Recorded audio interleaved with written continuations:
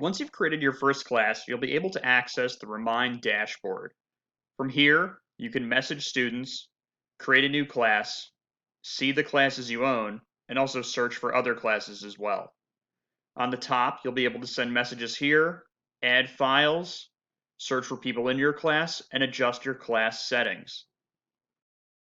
What we're going to work on now is adding people to your Remind class. Make sure you've got the correct class selected, and then go to Add People in the top right corner. There are actually several ways that you can add students to your class.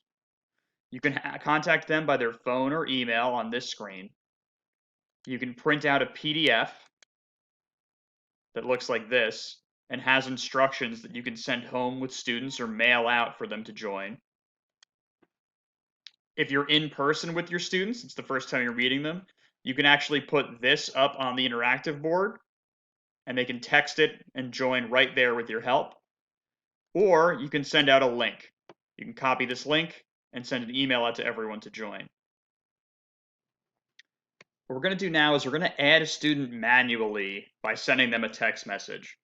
So I'm going to write in the student's name, and we'll send Bugs a text. And then we'll click Add People. Here we see invitations were sent to one person, and they will appear in Remind once they accept. So now on my phone, we can see what Bugs Bunny would see if he were to receive a message being invited to join Daffy Duck's class. So this is the text he gets. Hi Bugs, this is Daffy Duck. I'm using Remind to send important updates. Reply yes to this text now to avoid missing my messages for English 101. So I'll reply yes.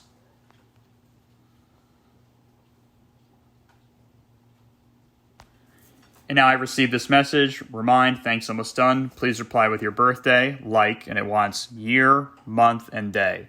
So I'll go 1985-12-12.